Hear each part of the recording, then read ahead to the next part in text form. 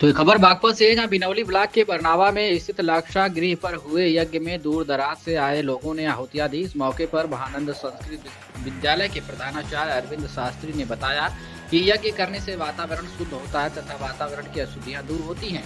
इससे मन को शांति मिलती है तथा मन पवित्र होता है। यहाँ शिक्षा के साथ यज्ञ करने से मनुष्यों को आध्यात्मिक ज्ञान की प्राप्ति भी होती है। विद्यालय में शिक्षा के साथ यज्ञ से भारतवर्ष को जोड़ने की मुहिम चलाई गई है, जिससे भौतिक एवं आध्यात्मिक उन्नति कर सके। भौतिक उन्नति तो कर रहे हैं, आध्यात्मिक उन्नति में हम पीछे रहे हैं। इस मुहिम से भौतिक एवं आध्यात्मिक पक्ष मजबूत हो सके। बुलंदशहर से डॉक्टर योगेंद्र, जो कि जर्मनी में रहते हैं, वह प्राइवेट कंपनी में नौकरी करते हैं, वह अपने परिवार सहित लाक्षागिरी पर आए। जब उन्होंने सुना कि ब्रह्म महर्षि वेदानंद जी वेदों को जर्मनी से लेकर आए थे, जेवी से योगेंद्र लाक्षागिरी से जुड़े हैं। योगेंद्र अवकाश लेकर लाक्षागिरी पर आए। उनके बच्चों का जन्मोत्सव भी यही मनाया गया। क्या कुछ कहा मीडिया से बातचीत करते हुए पुनीत कुमार, बुलंदशहर के छिछोरा निवासी, और योगेंद्र बुलंदशहर के छिछोरा निवासी। आप सुनिए। मेरा नाम अरविंद कुमार है और मैं संस्कृत माध्यमिक विद्यालय में लाक्षागृह पर जो है उसमें प्रधानाचार्य हूँ। आज क्या कार्यक्रम था लाक्षागृह पर? लाक्षागृह ने एक शिक्षा के साथ, विद्यालय के साथ में सारे भारतवर्ष में एक मुहिम चलाई है यज्ञ करने की, लोगों को यज्ञ से जोड़ने की, जिससे वायुमंडल भी शुद्ध हो सके और एक भौतिक पक्ष और आध्यात्मिक पक्ष जो मनुष्य हैं उनका दोनों का मजबूत हो सके और एक साथ लेकर के चले। आज हम भौतिक उन्नति तो कर रहे हैं, लेकिन आध्यात्मिक उन्नति करने में कहीं ना कहीं पिछड़े हुए हैं। तो हमने योजना बनाई कि आध्यात्मिक और भौतिक पक्ष दोनों हमारे अच्छे हों, श्रेष्ठ हों, जिससे हम अपनी आत्मा की उन्नति कर सकें। इन्हीं विचारधारा के साथ में आज हमारे बीच में बुलंदशहर से आदरणीय योगेंद्र जी और उनके परिवार, यहाँ पर पूरा उनके भतीजे, उनका बेटा, पूरे परिवार के सहित यहाँ पर आए। और जो पूरे पूज्यपाद गुरुदेव ब्रह्मर्षि कृष्णदत्त जी महाराज के समय से ही जुड़े हुए हैं। बेटा ये जर्मनी में रहता है और वहाँ से आया है अवकाश में। इनके बच्चों का जन्मोत्सव भी था, तो वहाँ से आकर के, क्योंकि इन्होंने सुना कि ऋषि दयानंद वेदों को जर्मनी से लेकर के आए थे, तो आप वेद से जुड़े हुए हैं, यज्ञ से जुड़े हुए हैं, तो उन्होंने आज यहाँ पर एक स्वस्ति यज्ञ का आयोजन विद्यालय में किया है। बागपत की युवा जो है रास्ता भटक चुकी, उन्हें क्या कहना चाहता है? बागपत के युवा तब तक रास्ता भटकते ही रहेंगे, बागपत के नहीं, अपितु जब तक हम अपने कर्तव्य के प्रति समर्पित नहीं होंगे और हमें बच्चों को ये नहीं बताया जाएगा कि हमें क्या करना है और क्या नहीं करना। केवल हम केवल किसी तरह भी, कैसे भी हो, केवल हमारा उद्देश्य धन है। धन आए, कैसे आए, मार से, पीट से, चोरी से, डकैती से। और जब दुष्टों का सम्मान होने लगता है तो युवा भी उसी काम को करते हैं, क्योंकि हर व्यक्ति सम्मान चाहता है। आज इस सरकार में कम से कम इतना तो है कि जो अच्छे लोग हैं उनका सम्मान होता है, उनकी बड़ाई होती है, वो काम करते हैं। लेकिन जब तक दुष्टों का सम्मान होता रहेगा भय के चलते या किसी दूसरे कारण से, तो हमारे युवा भी यही समझते हैं कि हमारा भी सम्मान हो, और उसके लिए वो कुछ इस तरह के कार्य कर बैठते हैं अपने दूसरी पीढ़ी को देख करके।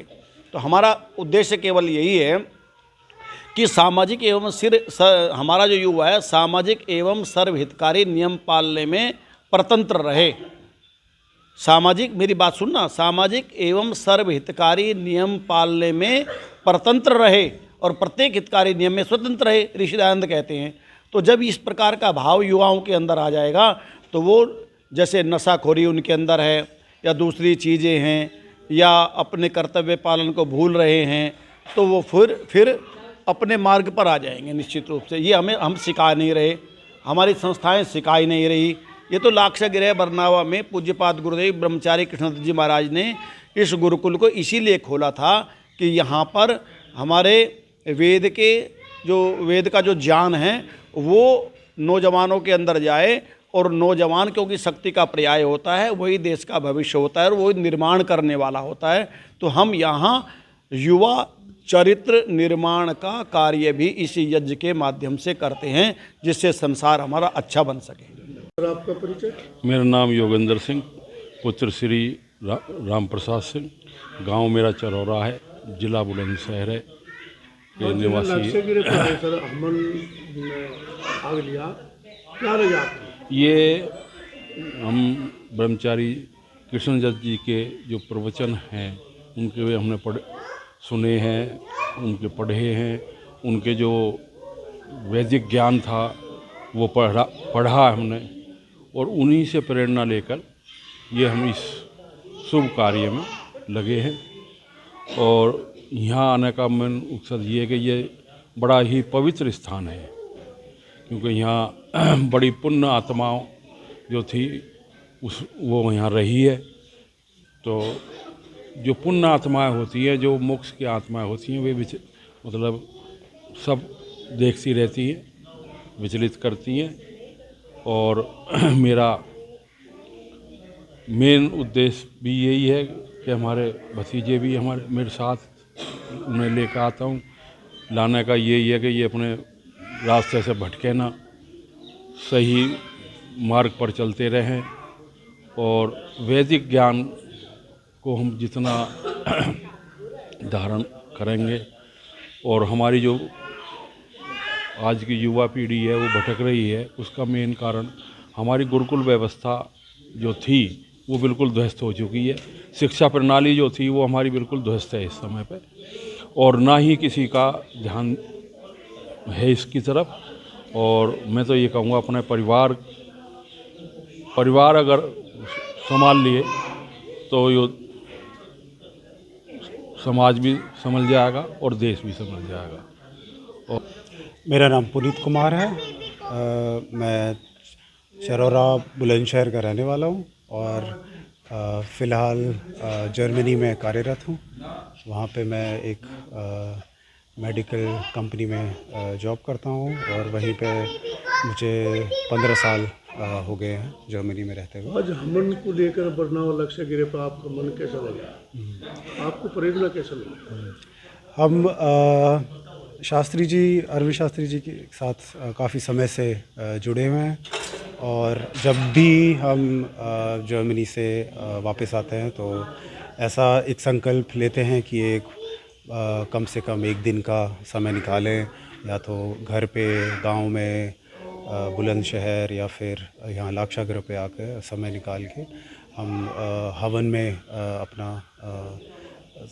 संकल्प समेत अपना योगदान करें, और इससे अपना हमें सुख, शांति और उसकी भी प्राप्ति होती है। युवा पीढ़ी को क्या संदेश देना चाहते हैं?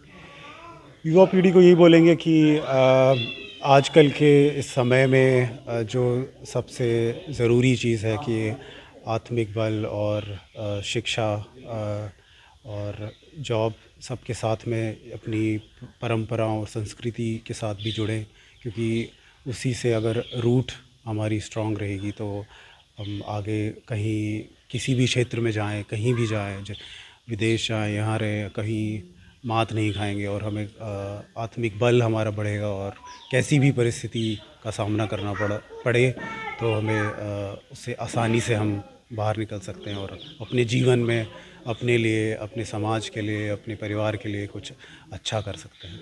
हमन को जो है आहुति देने पे आपके मन को कितना?